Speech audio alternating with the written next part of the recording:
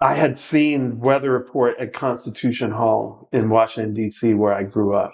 I think it was the 8:30 tour, maybe. I remember where I was standing. That's the night that I was so affected by the music that I was like, I went home and told my parents that night, I was like, I think I want to try to be a bass player. I think I was 17 years old. Because I was just like, if I could do a quarter of what I just saw, it would be worth whatever I had to go through. Fast forward all these years later with the Allman Brothers, I'm playing Constitution Hall. And I was like, well, where were you standing? I was like, well, I had to be standing right over there, you know? So we're just playing, and then all of a sudden it hit me. I was like, I remember. And then at the exact moment, this guy goes, Oteil! We're fortunate today to be joined by Oteil Burbridge here in New York City to rehearse with the brothers for shows coming up at Madison Square Garden. Oteil is not only one of the most important voices in bass, he's a profound musician whose career path has taken some unexpected turns. Yet it feels like he's exactly where he belongs. Oteil, welcome. Thanks, man. Thanks for having me. I'd like to start there because you are trained and poised to be a fusion bassist, destined to work with all the giants of that genre, and then fate had other plans. Well, I wasn't really trained. I was self-taught. But I had teachers on a bunch of other instruments.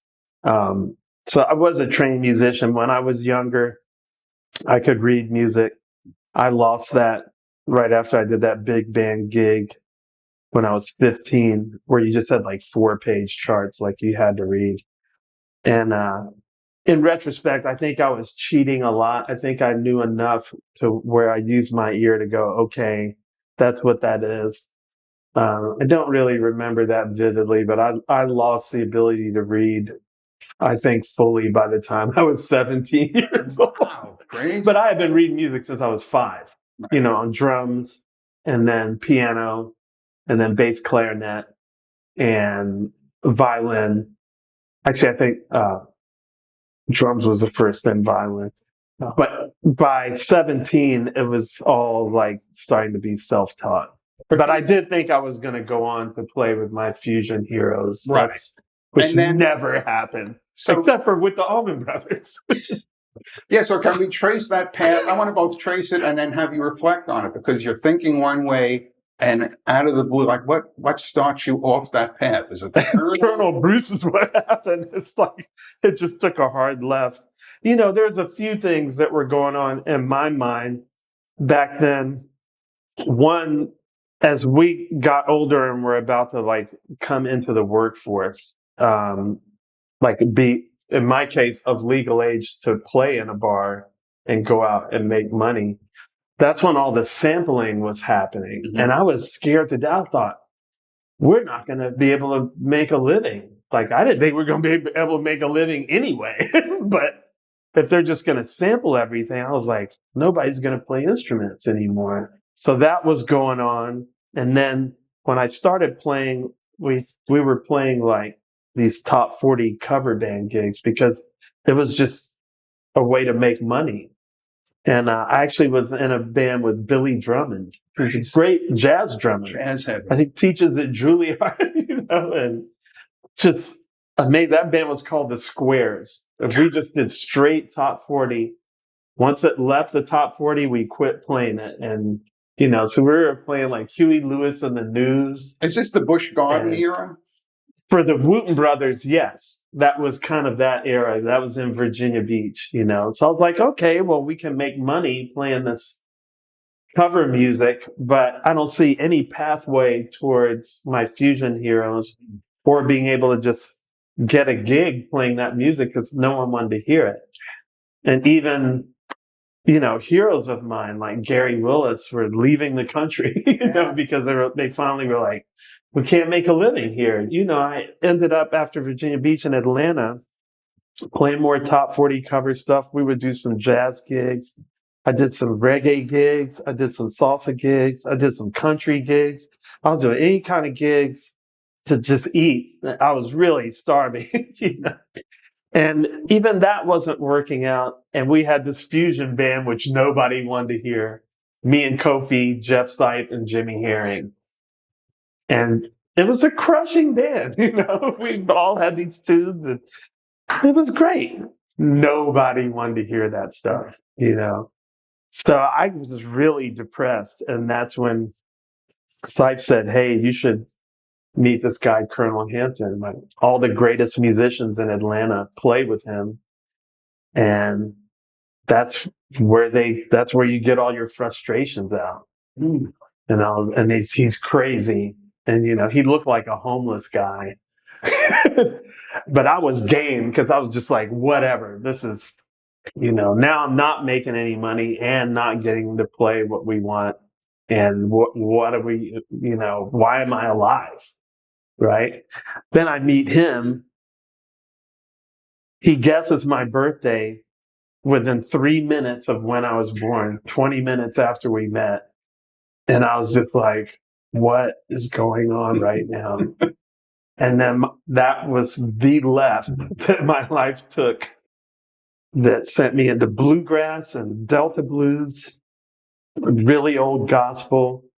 I dove really into all what they call avant-garde, Sun Ra, Cecil Taylor, Albert Ayler. I consider it just like outer space people, like Bruce. They're just clearly have some, I call them extraterrestrials. They're terrestrials, they're earthlings with a lot extra going on. And you can tell when I got those pieces from Colonel Bruce, that's what prepared me for the Allman Brothers. Because without the blues and the old bluegrass and country and the old gospel, those old folk musics, I wouldn't have been ready for the Allman Brothers. And the outer space stuff too. Because, the Allman Brothers and the Dead were part of the psychedelic reverence. So they were like, Ornette played with the Dead. James Blood Ulmer played with the Allman Brothers at the Beacon. He's like an outer space bluesman, the alien bluesman. So I got all those necessary pieces from that left turn with the Colonel. And then that's what set me on this other path. Now, I eventually ended up playing with Randy Brecker and Bill Evans and Roy Haynes and Lenny White with the Allman Brothers at the Beacon. So Big circle, yeah. Yeah, it was like, it was crazy. And a really crazy story, which don't let me yap too long, but I had seen Weather Report at Constitution Hall in Washington, D.C., where I grew up. I think it was the 8:30 tour, maybe. I remember where I was standing. That's the night that I was so affected by the music that I was like, I went home and told my parents that night, I was like, I think I want to try to be a bass player. I think I was 17 years old. Because I was just like, if I could do a quarter of what I just saw, it would be worth whatever I had to go through, And fast forward all these years later with the Allman Brothers, I'm playing Constitution Hall, and I'm trying to picture where I was. I was so much younger, and I had the exact opposite view. I was at the very back right side of Constitution Hall if you're facing the stage. And so I'm looking from the stage, and I was like, this doesn't look like, I don't and I was like, well, where were you standing? I was like, well, I had to be standing right over there, So we're just playing, and then all of a sudden it hit me. I was like, I remember. And then at the exact moment, this guy goes, "Oh, dear!" And I was full circle right then. Dude, oh my God. Still freaks me out. God. Yeah. So the Allman Brothers get you thinking a certain way that affects what you play, I would say, after the Allman Brothers. You're no longer going back, okay, that gig ended, I'm going back to pursue the New York jazz thing. No. I mean, every gig you do changes you. Like, there's something from it that's incorporated into your life, unless it was just terrible, and then that's incorporated, like the lessons from that. Like the Squares was a very heavy gig. I mean, I learned a lot from just like how to chart a song out, break it down, and you get your own little language for how you remember things, especially not reading music anymore. I have these other probably like kind of what Holsworth must have done. And I was also playing with really great cats like Billy Drummond. Like we were killing this stuff. And I say this just for people like, like would seem like what good from this top 40 gigs did you get? Plenty. Plenty. Remember back then was the age of the sequence bass lines. There was a band called The System. That's right. And Al Jarreau had this tune. I still remember the bass line. So these guys were like, all the bass players had a keyboard that they were doing this. And I was like, dude, I ain't been practicing all this time to come up here and do this shit. I don't care how good it's been. And so I bought a 5-string when I had some money so I could get those lower below the E keyboard bass notes. And I played all that shit verbatim up to speed. I could do it now, that Sam, it's a complicated bass line. The System had another one that I actually don't remember now. Yeah, the tune I can hear. They had but I was playing, and that's how I kept my chops up. That's like the Anthony sequence bass line. Like the Anthony Johnson YouTube video. I will not be outplayed by a machine. Is famous. It's not going to happen. Yeah, you felt like, what's the old black legend? Is it John Brown? What was the guy John Henry, that beat there was some machine to lay the tracks and he killed himself beating the machine. He won, but it took him out. Oh my God. Key to the journey. Wow. So it feels like when the dead comes up, you not only have a different perspective, but in talking to you, it seems like then you really tie in this great moment of, you know what? These are all improvisational. You said to me, the Dead is the original fusion band. That really makes sense. It must have Allman Brothers too. Allman Brothers too. Because they were mixing all these things. It was like what New Orleans did naturally and what America does. That's the melting pot, ethos, right? It happened organically. This was just all the stuff they were into. They were just all into everything that was around them, which was a lot. You have things coming from Irish folk music, various African folk musics, European classical music. You have just all these things. Then they break up into regions within the U.S. and become their own things. Like I can hear the difference between an East Tennessee and West Tennessee accent.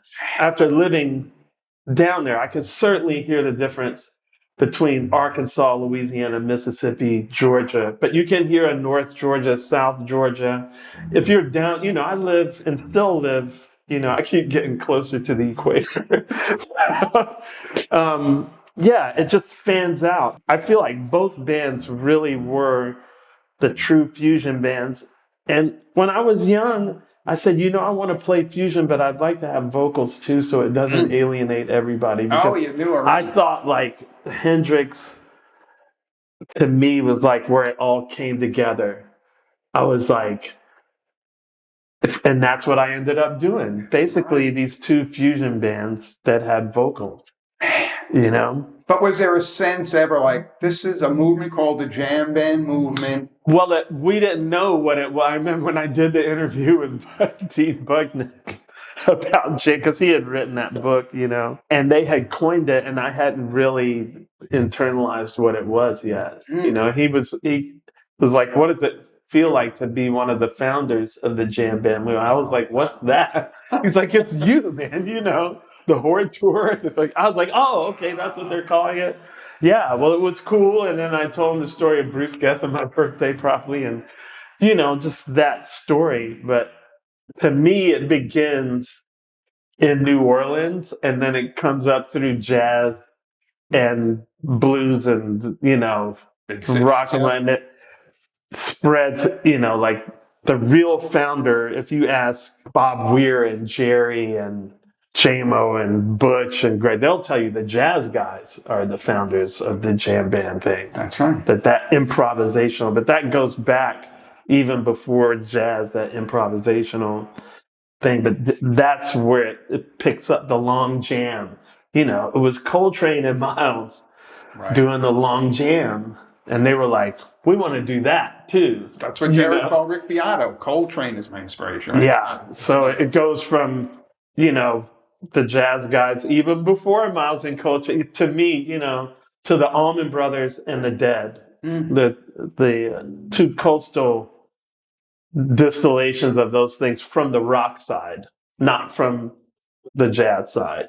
Right, but from the outside, which we never know as much, we're looking and we're saying, here's Oteil post-Allman and in between the Dead, playing like jam band music, going out with a jam band, kind of having vocals, so that's just our perspective. To you, was that a conscious move, or that's just what I wanted to do musically, and I want to play it's not ironic, it's perfect, because that's what I had said in my mind as a 16-year-old. Remember that tune, And Then?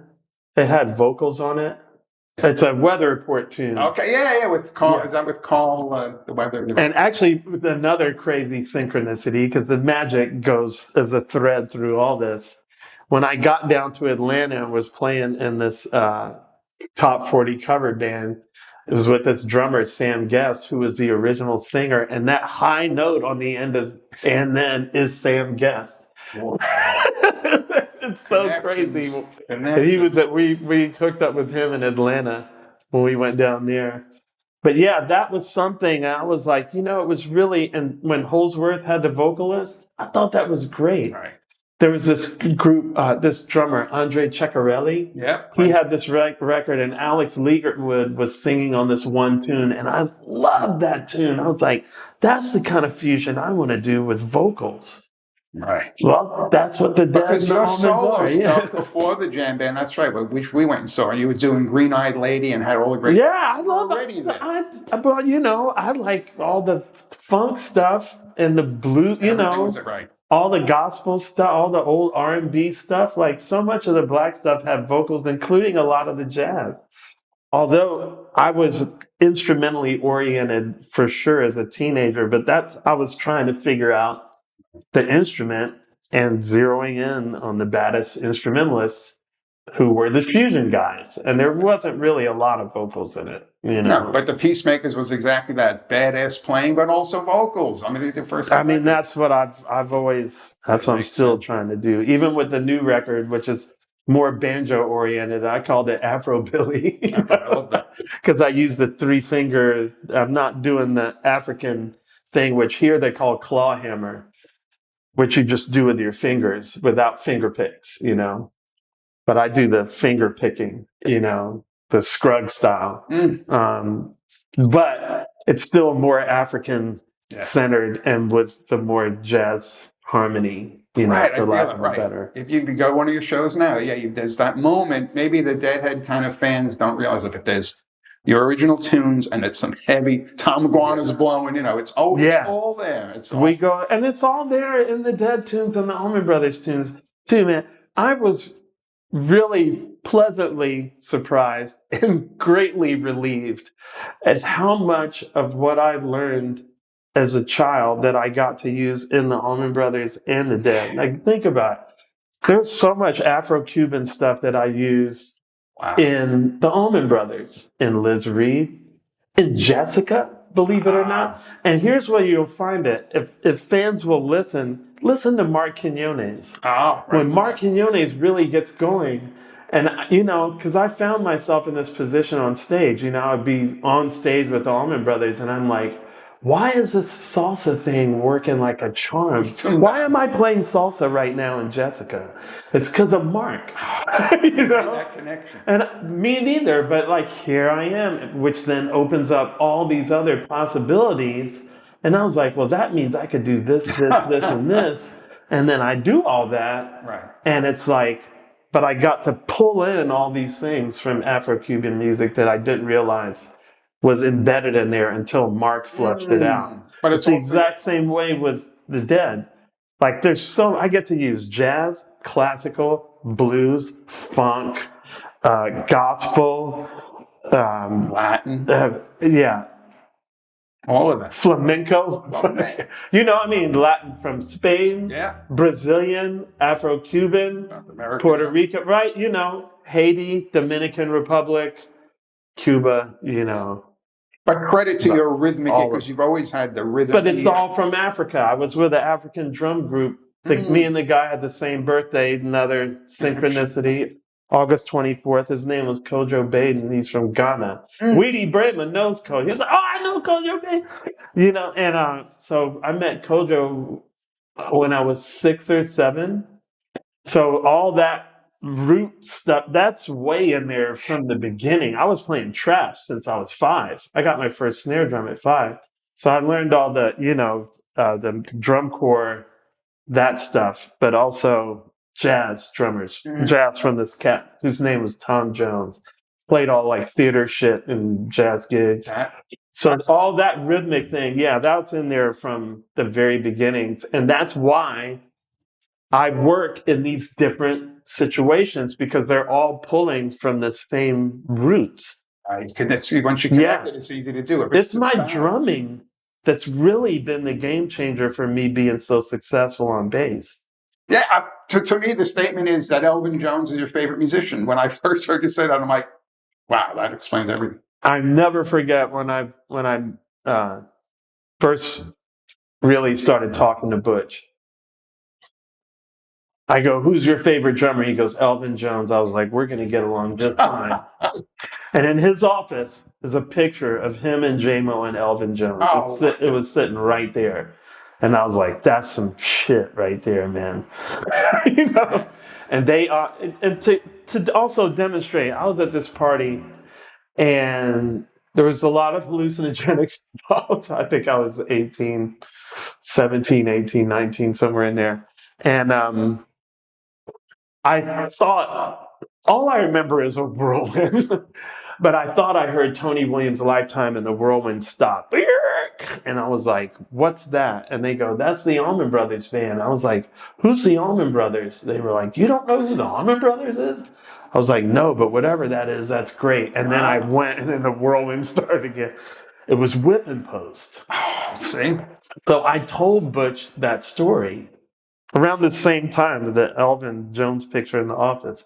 He goes, we were listening to that album all the time, talking about Emergency, which, Larry Young was the screaming Greg organ, the screaming guitar was Dwayne, and what I thought was Tony Williams was Butch and J-Mo. But J-Mo has that, that the way his kid is tuned, And that was back in the days of vinyl, so the drums were left and right. So I probably keyed in on J-Mo's drums, and that's why I thought Tony Williams' Lifetime. They were listening to that record all the time. You can find out. Was it the boom when it came out? Like I was getting to it way later as a teenager, They hear the correct. Was it the Allmans where you a solo slot? You decided to do some drumming. You got on the kit. They asked me to play those. Because I always, in rehearsal, I'll play drums, and they'll be like, hey, we got more drums right there. Let's add another drum, So they always invited me. And the same with Dead Company. I play the drum solo every night with them, too. Oh. Yeah. Yeah. I never had to give up drumming. Yeah. And, dude. It's the key to everything. Bro, Dead Company's drum setup is like so sick. Yeah, it's like the Willy Wonka's chocolate factory of drums.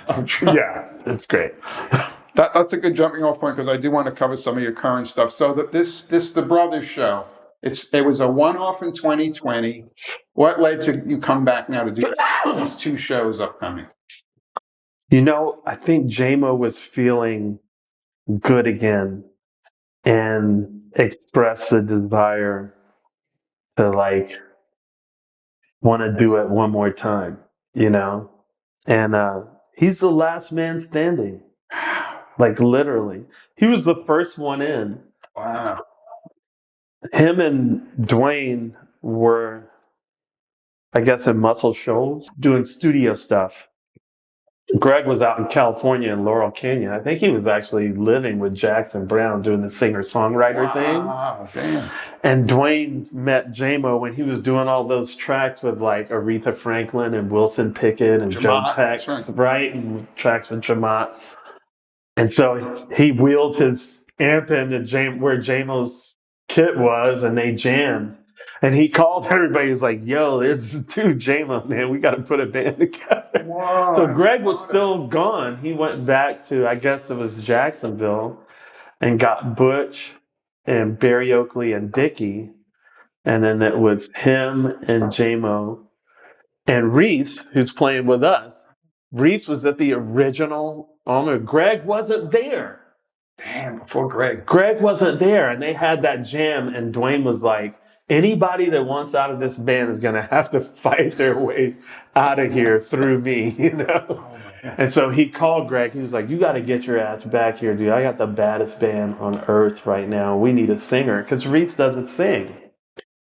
So that's how it was going. But JMO was the first one in, and now he's the last man standing. So that's why we're all here, because he was like, look, man, I think I could do it again. You know. So the brother should, do you yet know the songs you're doing, or is that going to flesh out in rehearsal? No, Warren and Derek put together like a song list. Like they didn't write out the sets for each night, but like this is all the ones we can bite off right now for these 2 nights. And you think there'll be different tunes each night? Yeah. There's a lot of tunes on there. With the long jams, there's no way we could get all those in one night. Will you sing any lead? Probably not, because I'm not using ears. Oh, I'm riding bareback. That's I think Warren and Derek like it better if I don't use ears.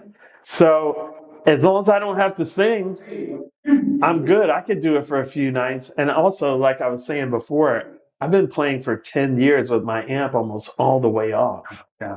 And there's some things I really love about ears, like all the nuance. Like we play super, super quiet for long stretches of time in stadiums with the Dead. So I can get off on that too. Right. But this is like... This could hit your ears pretty hard, gee. Oh, this is Valhalla. Yeah. This is... Yeah. And never mind being removed from the Allmans for a while, but 5 years even removed from that first show. I mean, you're growing every day. Has your style changed, or is there anything about your approach that will be different here because you're not who you were 5 years ago? Yeah, well, I would say even during the pandemic, being trapped, that was the first time I went back to like being way down the rabbit hole on some things, just bass wise. I felt like I was a teenager again. And so you just have these periods of change. I'd let it happen organically.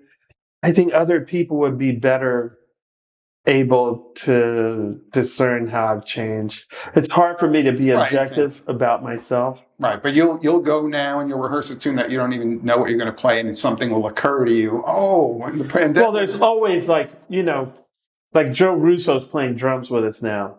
Already, just that one different element, it sparks something, then something else, then something else. Like Gilded Splinters yesterday. That was like the heaviest groove on Gilded Splinters I've ever done, ever.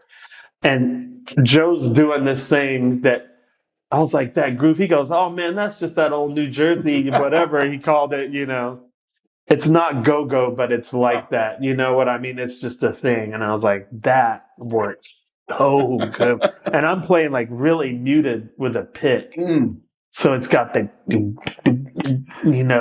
kind of like the Anthony Jackson. It's just, so, all those things just happen organically. Like they say every 7 years, all your skin is different or whatever. Like you're completely different. I like it. Well, we have to touch on Dead and Company with the Sphere. Is that different than playing theaters and stuff? Oh, yeah. What's some of the greatest difference is for us, like for the audience, there's many. profound, like just the sound, the amount of, and I've only heard it once when I went to see the movie during the day that they run. But I forget how many different speakers there are coming at you, and they can like change now if you're here, it's just the bass. If you're here, you can hear more of the keyboards. Oh my God. And then they can switch it on you. Everybody that comes out of there, like when Don came to see the band, like who's more of an audiophile than Don was? And he was like, man, it's true. It's like really amazing. Like he was just like a kid, you know? So I would love to hear us in the audience. Of course, I can never do that. But from our position, the slapback is so loud. And I don't know if that's because it's spherical.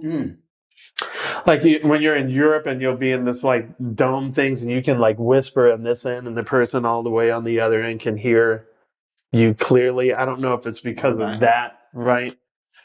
But like if you hit a snare, bat, it comes back so much louder than any slapback I've ever heard anywhere, times 3. And the timing is really like, we have this thing called the 11. And I think at one point, half the band's playing 11/12s and the other half is playing 12/11s. And then we all end up together, bam, on the left. And I had one ear coming loose and I just could not stay on track. Detrimental, damn. It's impossible to play. So I actually don't think we'll be able to play it with the brothers because I don't think Derek and Warren will ever go on ears, and you can't play there without it. Oh, you just can't. It's not possible. In the upcoming run, any new songs that you're playing or singing? We don't know. With the Dead and Co? No, we've actually pared it down a little bit, I think. We added some new, some covers. Oh, man, I might be singing Harder They Come. I think it's Jimmy Cliff. Yeah, so that might be one. Very cool. Toy Factory Project. What's this? How did this come together? Man, me and Paul Riddle. So Paul Riddle is the original drummer for the Marshall Tucker Band. He was label mates with the Allman Brothers since back in the day.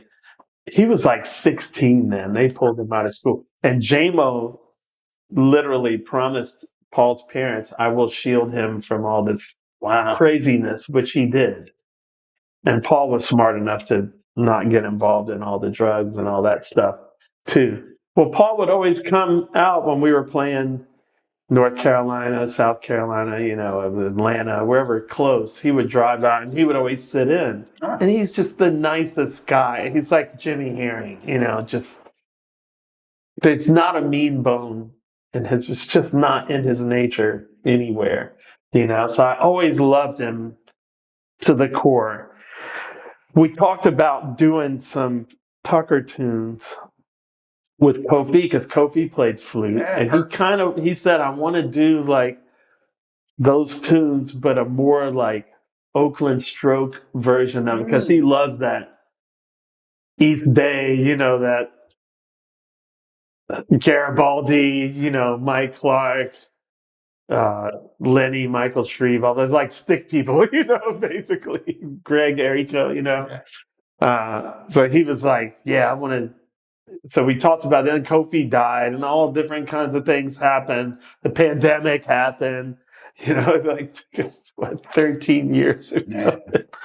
But finally, we got it together with Marcus King and Charlie Starr. He's super good friends with Vince Gill. So Vince Gill is singing on it. And man, when you hear Marcus King, Charlie Starr, Vince Gill, and Josh Schilling like singing together, it's like Crosby, Stills, Nash, and Young. Like it's so, some people can just open up a portal and you're like, that's what happens with these guys. Wow. And the coolest thing was we were in Nashville and we're cutting at Peter Frampton's studio. Peter Frampton never met Paul Riddle, but the producer works out of Frampton's studio, Chuck Ainley, one of Nashville's biggest producers. He worked out of Frampton's studio a lot. And Frampton let us use the studio scot-free because he's such a big fan of the Marshall Tucker Band and because he talked to Paul on the phone, and Paul's so nice. He was like, yeah, man, you can have it. So we're in Frampton's studio in Nashville. Dude, the lounge, you gotta go. The pictures in the lounge. Frampton doesn't look a day over 16 in any of these pictures. Young Elton John, young McCartney, young fucking everybody. Everybody. It's like this wall happened before Frampton was 20. You're just like, what? He's a nice, he played on it too. So, and then Derek Trucks played on some of it. It's like, the album is ridiculous, dude. It's a ridiculous album. And we're going to do this gig in Telluride. Were you into Marshall Tucker, or was it? Kofi was the one because Kofi went to North Carolina School of the Arts. So he was the one that found out about Allman Brothers Band and Marshall Tucker way before I did. Wow. And that was the only way that I only knew Capricorn because of Dixie Dregs. I never got all the way to Almonds, Wet Willie, Marshall Tucker, all that stuff, right? But later on, that was destined, I was on that train headed there for sure. So why is this characterized as Toy Colwell? Is this his songs, not Because Paul Riddle, like the way Dwayne was for everyone in the Allman Brothers Band, and the way Jerry was for everyone, they were their true north, and that's what Toy was for Paul and everyone, he was their Dwayne and their Jerry, and he really is, these talents, it becomes obvious why, even if you were not into it, like someone like me that wasn't into it, that didn't know about that style. Then when you learn about it, you're like, oh yeah, it's clear as a bell. Yeah. Lowell George. 10 is up now. Yeah, there's just a thing, and it's a big thing. It's a portal opening thing, and they can open it every time, So obviously you wouldn't probably be singing in this with those vocalists. No, they do not need my help. So how about let's talk bass? What's your bass approach in that role? In that band? It's the same. I mean, it's the same as Almonds and Dead. It's the same as everything. Yeah, it has a funk bass, a blues bass, a rock bass, a country bass, and it's heavy on the improv. Amazing. They want to get, when it's time for the jam, we're not on the clock, so it goes wherever it goes. And, he wants me to make it more funky, make it more Latin. He loves all that stuff, man. I mean, he loves Elvin. Elvin's, me and him sit around and talk about Elvin and J-Mo. Like, J-Mo's one of his favorite drummers as much as Max Roach or, Elvin or anybody, Yeah. Paul's great, man. It's a really special project. There's just a lot of chemistry. Charlie Starr is he's one of my guys, man. Wow. Him and Marcus together, and then him and Marcus and Vince Gill. Him, Marcus, Vince Gill, and Josh Schilling, who sings his butt off the keyboard. I mean, dude, it's special, man. When will the record be out? Will they? I don't know.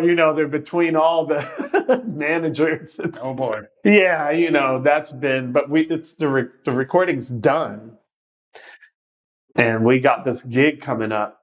Just one gig for now? This amazing project that will grow, but that's got potential. Yeah, but it's one of those things, like we say, when you'll never know when the car accident might happen. If we get away with one, then we got away with one. So. So I want to have you on my podcast. It's on the record. We're trying to get him on. All right, let's go to your next solo record. So I got to interview about Lovely View of Heaven, magnificent record, a whole new thing for you. Is this, from what I've understood just following it, you went back to the studio in Iceland? Is this part two of that? Or is this No, this is just all the banjo stuff. This is the Afro-Billy stuff. It's, that stuff's like 10 years old. And we were about to start doing it all live.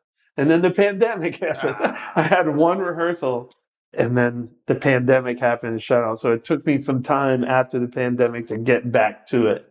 And then it was such a big hit, this one tune that we did called Love and War, people just went nuts over it. And they ended up releasing the live version of it on Spotify. I was like, we haven't even recorded it yet.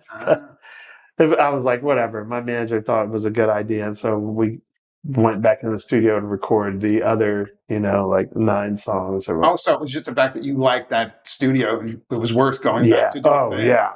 Dude, there's elves there, real elves and shit. I will go there like as many times as they'll have me back. It's so funny because we interviewed Mono Neon and he's like, yeah, we got to the airport, then we drove 6.5 hours in the dark and we got lost. He was a little freaked out about it, but you love it then. The weather thing is a hit or miss. It was like, for instance, it was not nearly as windy the first time we were there as it was the second time. And dude, when we talk about windy, like your car is just like,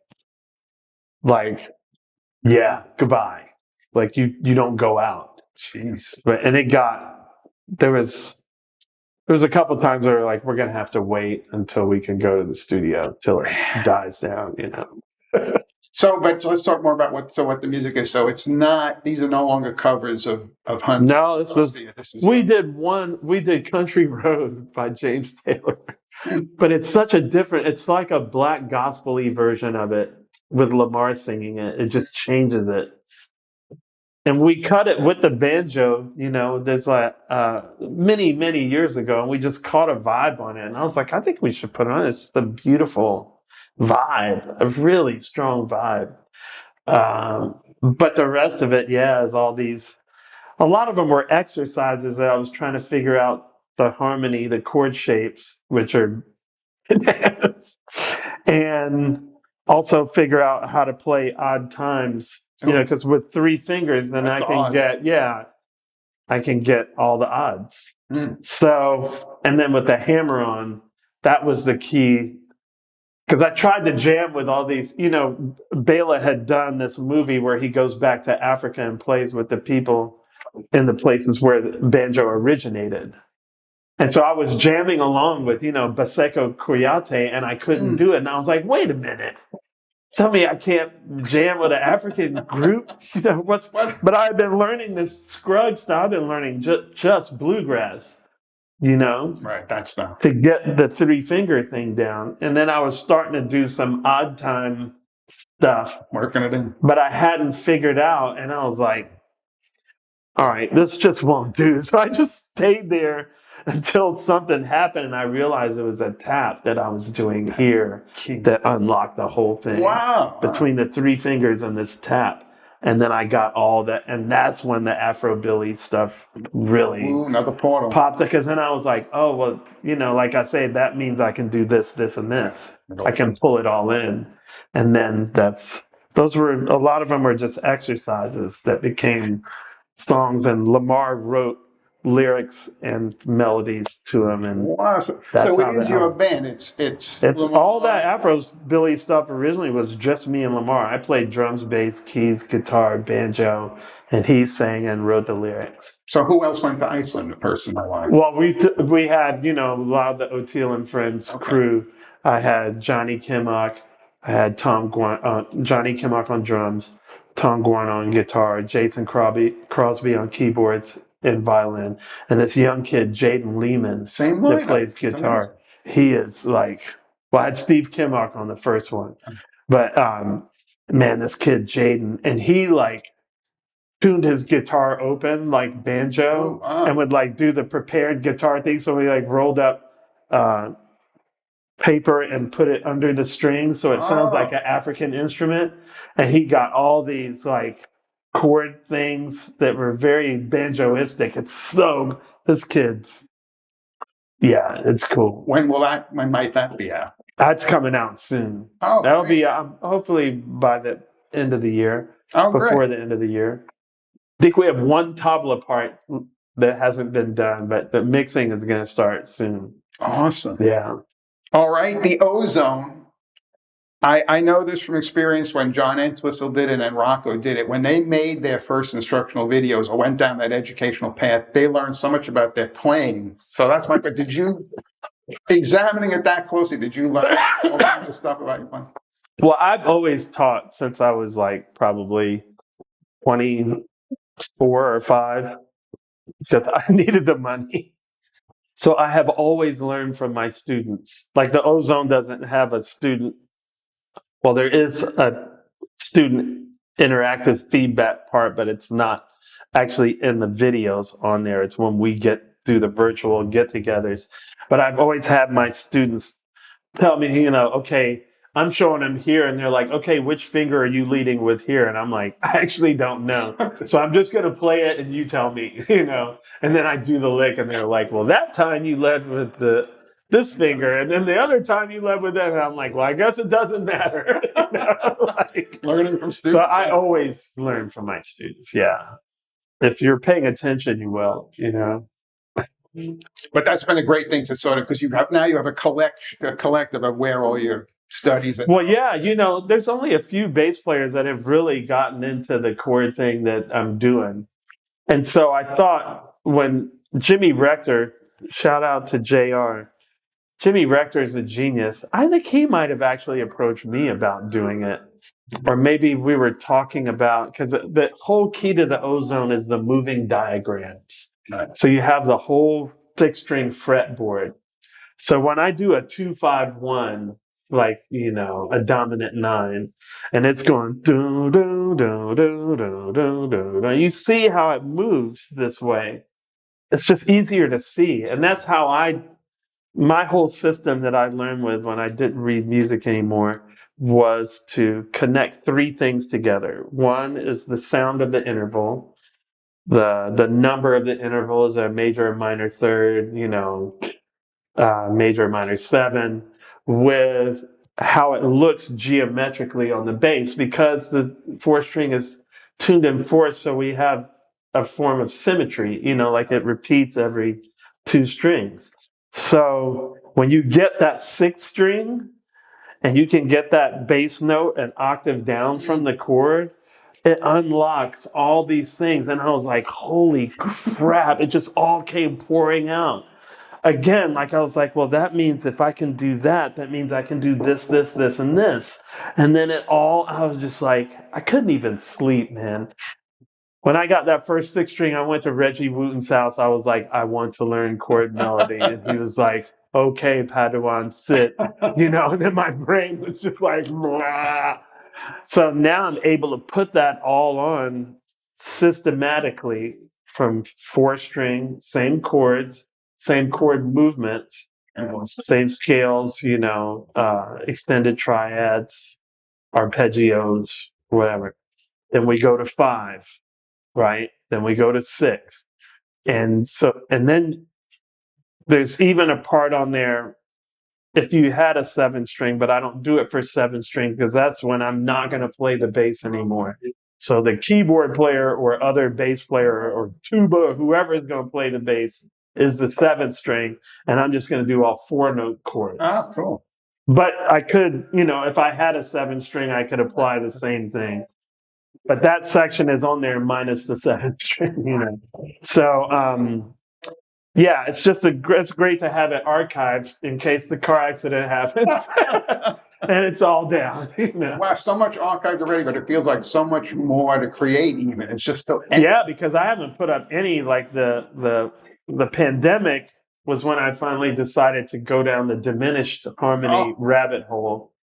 And the 6th diminished Barry Harris stuff. Yeah, because Guarna said, you love those 6s, man, which Colonel Bruce would always talk about the 6s. Like everybody that's playing, that's a whole nother thing. But it's true. I'm like, the 6th string, right? Like, so he was like, you should check out the 6th diminished harmony. I was like, what's that? And then that just, my brain's oozing out my ears.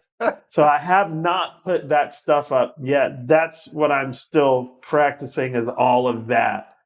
And I'm getting little bits of it out into the gigs, but until I feel fully like I just have a command of it, and I can go, yeah, here's where I did that in whatever song with the Brothers, the Dead, Oteil, and Friends.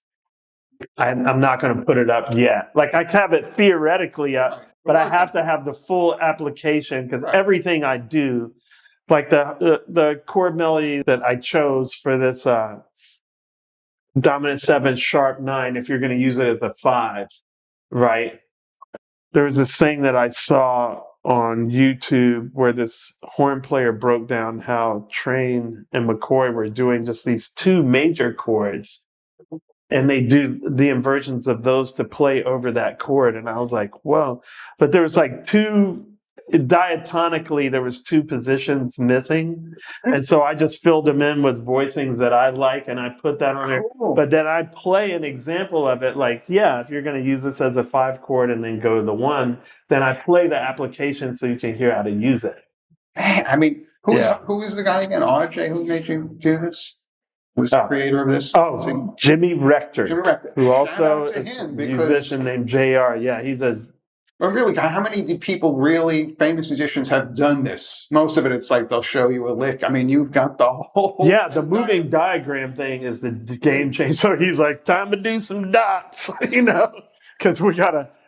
He said, he's like, it's cool. It's helped me learn guitar, and you can actually apply it to piano because it's just half steps and full steps. The voice leading alone. Right? So he's learning from doing the dots, and I'll be like, no, that one was a minor third and you made it a major third, but I know from merging those 3 things, I can look at it, because the benefit to doing this is when you do merge those 3 things, you can be sitting in your car and hear like whatever tune.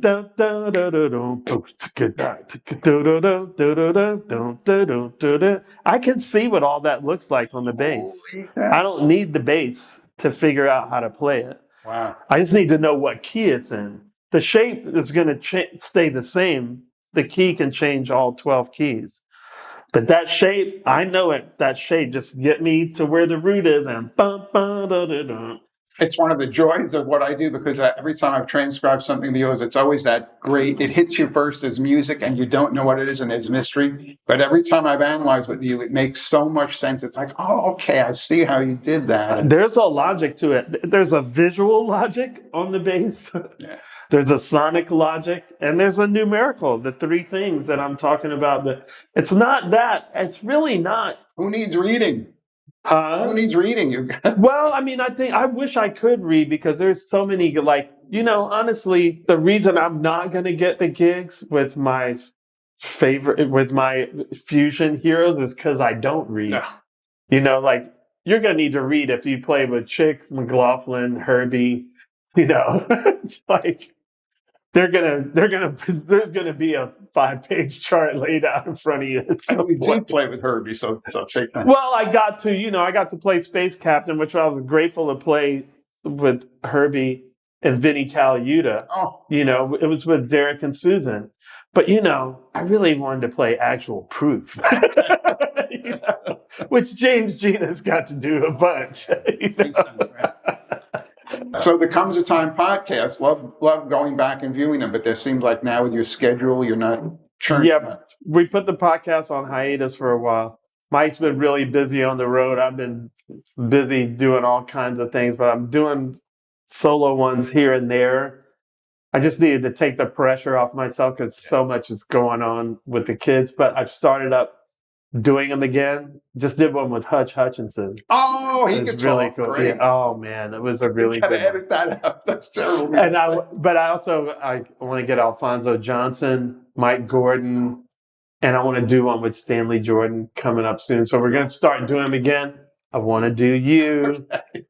Sirius XM gave me the use of their studio while we're at the Sphere. So come to the Sphere, see the show. Let's do the podcast. I can interview you about all the cool stories you've gotten from all of my heroes and people that weren't even my heroes. Oh my Has Rod Taylor sent you any of Chuck Rainey's book? Oh, I mean, it's just, he might have played on White Shade of Pale. Dude. It's like he was there at that session. Yeah, I played on a bunch of things that I know David Hood also played on. So when people get into these fights, like with Carol Kay, I'm like, they probably both played on it. So, yeah. Yeah, the great thing cool. was that the Motown one was solved because of a glitch. There's now evidence that there was a glitch in the machine at Detroit. So if you isolate the bass part, you hear that glitch, and then you know that was Jameson. So finally, excellent. And NCIS, forensic data that proves you may think that's your part, but you could tell that's a Jameson Detroit cut part. Yeah, I love it. Mystery solved. Well, you're coming on the podcast? I'll do it. Yeah, you got him on camera. All right, let's go look at this rig. Thank you so much for coming out today and talking with us. Oh, we love you. So good to see. How many years have we? Holy crap, we shouldn't count. We'll get depressed.